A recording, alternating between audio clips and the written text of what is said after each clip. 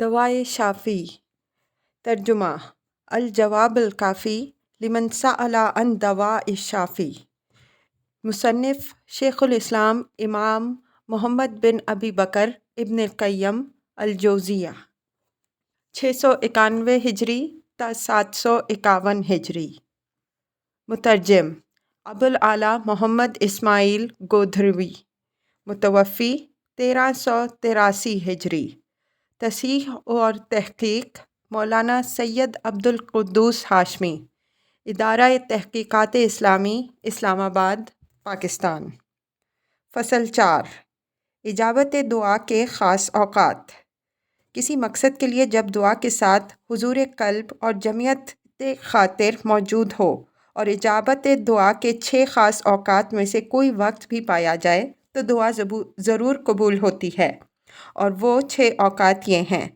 Number 1 رات کا آخری تہائی حصہ، نمبر 2 اذان کے وقت، نمبر 3 اذان و اقامت کے درمیان کا وقت، نمبر 4 فرض نماز کے بعد، نمبر 5 جمعے کے دن جب امام ممبر پر چڑھے تاکہ نماز جمعہ ختم ہو جائے، نمبر 6 جمعے ہی کے دن نماز عصر کے بعد کی آخری ساعت۔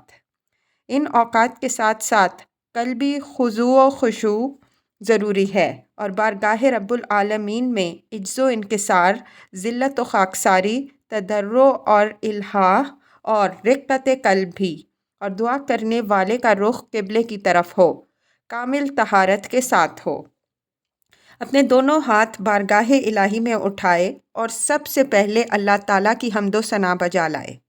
اس کے بعد رسول اللہ صلی اللہ علیہ وسلم پر جو اللہ تعالیٰ کے خاص بندے ہیں درود شریف بھیجے اور اپنی حاجت پیش کرنے سے قبل توبہ و استغفار کرے، پھر پوری ہمت اور توجہ کے ساتھ اللہ تعالیٰ کی طرف متوجہ ہو اور نہایت الحاح اور زاری تملق و خاکساری کے ساتھ بارگاہ الہی میں اپنا سوال پیش کرے اور ترغیب و ترہیب، امید و خوف کے ساتھ اس کی جناب میں دعا کرے اور اللہ تعالیٰ کے اسماء حسنی اور اس کی مقدس صفات اور اس کی توحید کا وسیلہ پکڑے۔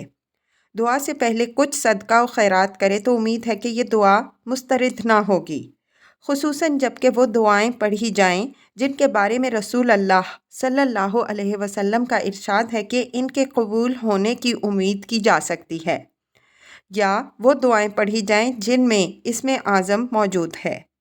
اسم اعظم والی دعاؤں میں سے ایک دعا یہ بھی ہے جو سنن اور صحیح ابن حبان میں حضرت عبداللہ بن بریدہ عن ابی رضی اللہ عنہ سے مروی ہے کہ رسول اللہ صلی اللہ علیہ وسلم نے ایک آدمی کو یہ دعا کرتے ہوئے سنا: اللہم انی اسألک بانی اشہد انک انت اللہ لا الہ الا انت الاحد الصمد الذی لم یلد ولم یولد ولم یکن لہ کفوا احد۔ اے اللہ، میں تجھ سے اس وسیلے کے ذریعے سے مانگتا ہوں کہ میں گواہی دیتا ہوں کہ تو اللہ ہے، تیرے سوا کوئی دوسرا الہ نہیں، تو اکیلا ہے، بے نیاز ہے، ایسی ذات ہے کہ نہ کسی کو جنا اور نہ خود کسی سے جنا گیا اور نہ کوئی اس کے برابر ہے۔ اس کی یہ دعا سن کر رسول اللہ صلی اللہ علیہ وسلم نے فرمایا: لقد سأل اللہ بالاسم الذی اذا سئل به اعطی واذا دعی به اجاب۔ سنن ابن ماجہ ابواب الدعا۔ یہ آدمی اللہ تعالیٰ کے اس نام سے مانگتا ہے کہ جب اس کے وسیلے سے سوال کیا جائے تو وہ دیتا ہے، اور جب اس کے ذریعے دعا کی جائے تو قبول کرتا ہے۔ ایک دوسری روایت میں ہے: لقد سألت اللہ باسمہ الاعظم، تو نے اللہ کے اسم اعظم کے ذریعے سے سوال کیا ہے۔ سنن اور صحیح ابی حاتم بن حبان میں حضرت انس رضی اللہ عنہ بن مالک سے مروی ہے کہ ایک بار وہ بارگاہ رسالت صلی اللہ علیہ وسلم میں بیٹھے تھے، ایک آدمی نے نماز پڑھی، نماز کے بعد اس نے یہ دعا پڑھی: اللہم انی اسألک بان لک الحمد لا الہ الا انت المنان بدیع السماوات والارض یا ذی الجلال والاکرام یا حی یا قیوم۔ سنن ابن ماجہ ابواب الدعا۔ اے اللہ، اس وسیلے سے تجھ سے سوال کرتا ہوں کہ تمام تعریفیں تیرے لیے ہیں، تیرے سوا کوئی عبادت کے لائق نہیں، تو ہی بڑا احسان کرنے والا ہے، تو ہی آسمانوں اور زمین کا پیدا کرنے والا ہے۔ اے صاحب عزت و بخشش، اے زندہ و جاوید، اے سب کو قائم رکھنے والے۔ یہ سن کر رسول اللہ صلی اللہ علیہ وسلم نے فرمایا، لقد دعا اللہ باسمہ العظیم الذی اذا دعی بہ اجاب و اذا سئل بہ اعطی۔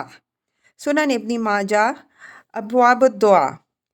یہ آدمی اللہ تعالیٰ سے اسم اعظم کے ذریعے سے مانگ رہا ہے کہ جس کے ذریعے سے دعا کی جاتی ہے تو وہ قبول کرتا ہے، اور جب سوال کیا جاتا ہے تو وہ دیتا ہے۔ یہ دونوں حدیثیں امام احمد بن حنبل رحمہ اللہ نے اپنی مسند میں بھی روایت کی ہیں، اور جامع ترمذی میں حضرت اسماء رضی اللہ عنہ بنت یزید سے مروی ہے کہ رسول اللہ صلی اللہ علیہ وسلم نے ارشاد فرمایا، اسم اللہ العظم فی ہاتین الآیتین و الہکم الہ واحد لا الہ الا هو الرحمن الرحیم و فاتحہ آل عمران، الف لام میم، اللہ لا الہ الا هو الحی القیوم۔ ترمذی، ابواب الدعوات۔ اس میں اعظم ان دو آیتوں میں ہیں، الہکم الہ واحد، تمہارا خدا وہی ہے، ایک اللہ، لا الہ الا هو الرحمن الرحیم، اور آل عمران کی یہ ابتدائی آیت، الف لام میم، اللہ لا الہ الا هو الحی القیوم، اس مہربان زبردست رحم کرنے کے سوا کوئی تمہارا معبود نہیں۔ امام ترمذی رحمہ اللہ فرماتے ہیں کہ یہ حدیث صحیح ہے۔ مسند احمد اور صحیح حاکم میں حضرت ابو ہریرہ رضی اللہ عنہ، حضرت انس بن مالک رضی اللہ عنہ اور ربیع بن عامر رضی اللہ عنہ سے مروی ہے۔ وہ رسول اللہ صلی اللہ علیہ وسلم سے روایت کرتے ہیں کہ آپ صلی اللہ علیہ وسلم نے فرمایا، العذو بیا ذل جلال والاکرام، مستدرک، کتاب الدعا، یا ذل جلال والاکرام کہہ کر الہا کرو، یعنی اس سے اچھی طرح تعلق قائم کرو، اپنے لیے اسے لازم و ضروری گردان لو اور اسے ہمیشہ قائم رکھو۔ جامع ترمذی میں حضرت ابو ہریرہ رضی اللہ عنہ سے مروی ہے، ان النبی صلی اللہ علیہ وسلم کانا اذا اہمہ الامر رفع رأسہ الی السماء و اذا اجتہد فی الدعاء قال یا حی یا قیوم۔ ترمذی، ابواب الدعوات۔ رسول اللہ صلی اللہ علیہ وسلم کو جب کوئی اہم امر پیش آتا تو آپ اپنا سر آسمان کی طرف اٹھاتے، اور جب آپ دعا میں کامل مساعی فرماتے تو یا حی یا قیوم پڑھا کرتے۔ اسی طرح حضرت انس بن مالک رضی اللہ عنہ سے مروی ہے، کان النبی صلی اللہ علیہ وسلم اذا کربہ امر قال یا حی یا قیوم برحمتک استغیث۔ ترمذی، ابواب الدعوات۔ رسول اللہ صلی اللہ علیہ وسلم کو جب کوئی دشوار امر پیش آتا تو آپ یا حی یا قیوم برحمتک استغیث پڑھا کرتے۔ اور حضرت ابو ہریرہ رضی اللہ عنہ سے مروی ہے کہ رسول اللہ صلی اللہ علیہ وسلم نے ارشاد فرمایا، اسم اللہ العظم فی ثلاث سور من القرآن، البقرہ و آل عمران و طٰہٰ، مستدرک، کتاب الدعا۔ اس میں اعظم قرآن کی 3 عظیم صورتوں میں ہے، سورہ بقرہ، سورہ آل عمران اور سورہ طٰہٰ میں۔ حضرت قاسم رحمہ اللہ فرماتے ہیں کہ میں نے ان 3 صورتوں میں اسم اعظم تلاش کیا تو مجھے معلوم ہوا کہ اسم اعظم الحی القیوم ہے۔ اور جامع ترمذی اور صحیح حاکم میں حضرت سعد بن ابی وقاص رضی اللہ عنہ سے مروی ہے کہ حضرت صلی اللہ علیہ وسلم نے ارشاد فرمایا، اور جامع ترمذی اور صحیح حاکم میں حضرت سعد بن ابی وقاص رضی اللہ عنہ سے مروی ہے کہ حضرت صلی اللہ علیہ وسلم نے ارشاد فرمایا، دعوت الذنون اذا دعا وهو فی بطن الحوت لا الہ الا انت سبحانک انی کنت من الظالمین، انہ لم یدع بها مسلم فی شیء قط الا استجاب اللہ لہ۔ ترمذی ابواب الدعوات۔ حضرت ذی یونس علیہ السلام نے مچھلی کے پیٹ میں جو دعا کی تھی وہ یہ ہے کہ لا الہ الا انت سبحانک انی کنت من الظالمین، سورہ انبیاء۔ جس مسلمان نے کسی بات کے لیے اس دعا کو پڑھا اللہ تعالیٰ نے اس کی دعا قبول فرمائی۔ نیز صحیح حاکم میں حضرت سعد رضی اللہ عنہ ہی سے مروی ہے کہ رسول اللہ صلی اللہ علیہ وسلم نے فرمایا الا اخبرکم بشیء اذا انزل برجل منکم امرهم فدعا به یفرج اللہ عنہ۔ دعا ذی-النون، مستدرک کتاب الدعا۔ کیا میں تم کو ایک ایسی چیز نہ بتلاؤں کہ تم میں سے کسی کو جب کوئی مشکل پیش آئے تو یہ دعا پڑھے، اللہ تعالیٰ اس کی مشکل کو آسان کر دے گا۔ اور وہ حضرت ذی-النون علیہ الصلاۃ والسلام کی دعا ہے۔ اسی صحیح میں انہی سعد رضی اللہ عنہ سے مروی ہے کہ رسول اللہ صلی اللہ علیہ وسلم نے فرمایا هل ادلکم علی اسم العظم دعاء یونس، مستدرک کتاب الدعا۔ کیا تمہیں میں اسم اعظم نہ بتلاؤں؟ اسم اعظم حضرت یونس علیہ السلام کی دعا ہے۔ کسی نے کہا یا رسول اللہ صلی اللہ علیہ وسلم هل کان لیونس خاصہ، یا رسول اللہ کیا یہ دعا حضرت یونس علیہ السلام کے لیے خاص تھی؟ حضرت صلی اللہ علیہ وسلم نے جواب دیا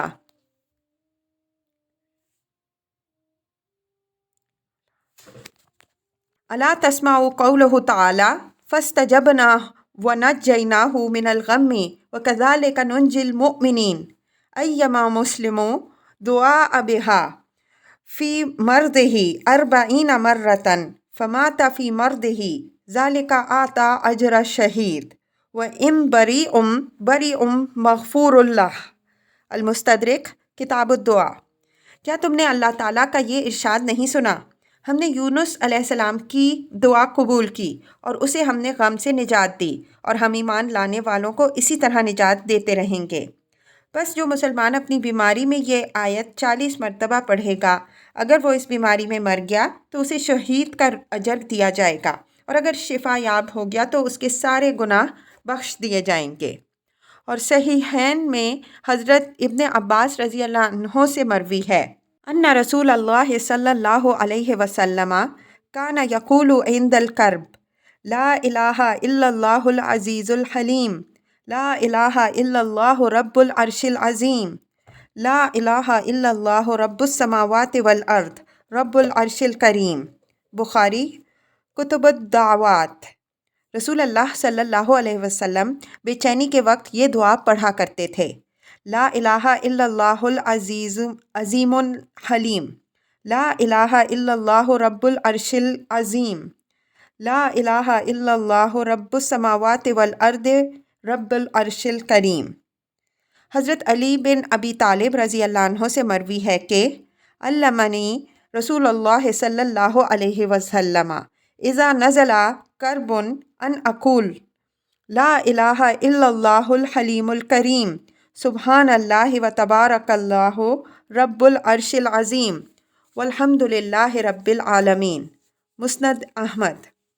رسول اللہ صلی اللہ علیہ وسلم نے مصیبت کے وقت مجھے یہ دعا پڑھنے کی تعلیم فرمائی، لا الہ الا اللہ الحلیم الکریم سبحان اللہ و تبارک اللہ رب العرش العظیم والحمد للہ رب العالمین۔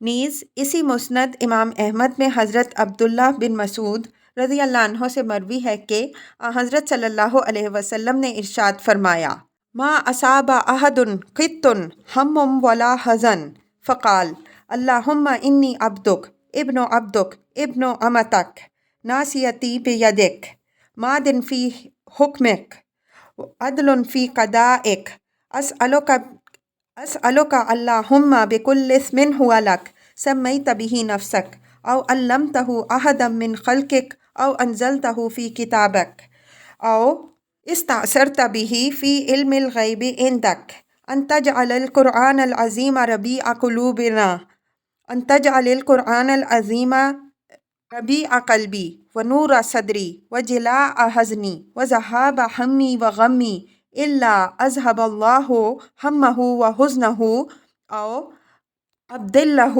مکانہ فرجا۔ مسند احمد بن حنبل۔ جب کسی کو کوئی مصیبت اور رنج پہنچے اور وہ یہ دعا پڑھے تو اللہ تعالیٰ اس کی مصیبت اور رنج و غم کو ضرور دفع کر دے گا، یا اس کی جگہ اسے کوئی دوسری فرحت و خوشی عطا فرمائے گا۔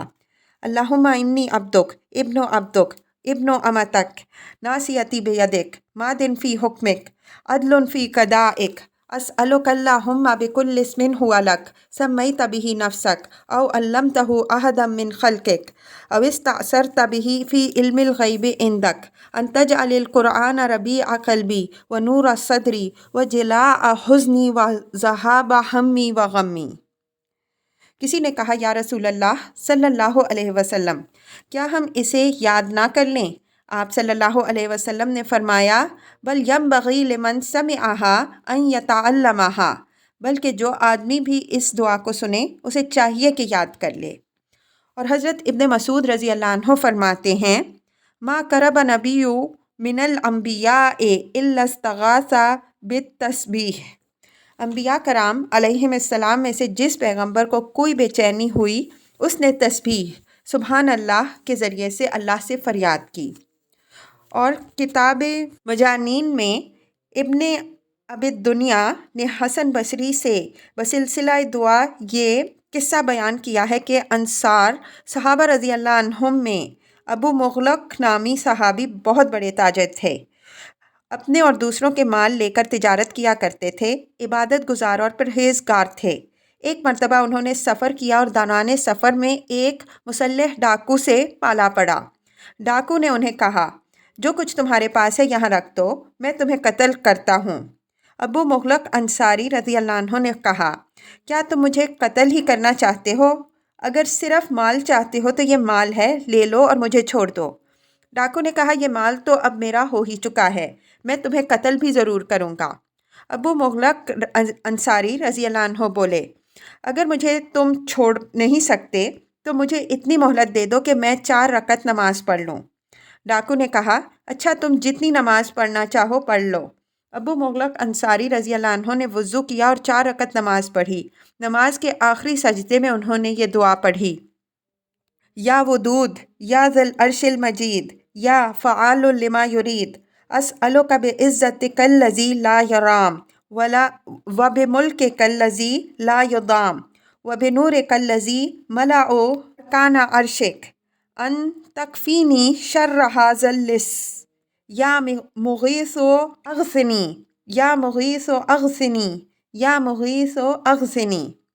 اے محبت کرنے والے، اے شاندار عرش کے مالک، اے میں اپنے ارادے سے سب کچھ کرنے والے، میں تجھ سے سوال کرتا ہوں تیری عزت کا واسطہ دے کر جسے کوئی چھیڑ نہیں سکتا، تیری ملکیت کا واسطہ دے کر جس میں کوئی مزاحم نہیں ہو سکتا، اور تیرے نور کا واسطہ دے کر جس سے تیرے عرش کا چاروں کھونٹ بھرا ہوا ہے، اس چور کے شر سے مجھے بچا لے۔ اے فریاد رس میری مدد کر، اے فریاد رس میری مدد کر، اے فریاد رس میری مدد کر۔ 3 مرتبہ انہوں نے یہ دعا پڑھی۔ اسی وقت ایک سوار نمودار ہوا، اس کے ہاتھ میں نیزہ تھا جو گھوڑے کے سر پر 2 کانوں کے بیچ میں رکھے ہوئے تھا۔ ڈاکو سوار کی طرف دیکھ رہا تھا، سوار فوراً اس کی طرف لپکا اور اسے نیزے میں پرو دیا۔ اس کے بعد سوار نے ابو مغلق انصاری رضی اللہ عنہ سے کہا اٹھو، سر اٹھاؤ۔ ابو مغلق انصاری رضی اللہ عنہ بولے میرے ماں باپ تم پر قربان، تم ہو کون؟ آج تمہارے ذریعے اللہ تعالیٰ نے میری کاربرداری فرمائی ہے۔ سوار نے کہا میں 4تھے آسمان کا ایک فرشتہ ہوں۔ جس وقت تم نے بارگاہ الہی میں دعا کی تو اس دعا نے آسمان کے دروازے ہلا دیے۔ تم نے دوسری مرتبہ دعا کی تو آسمان والوں میں ایک کھلبلی مچ گئی۔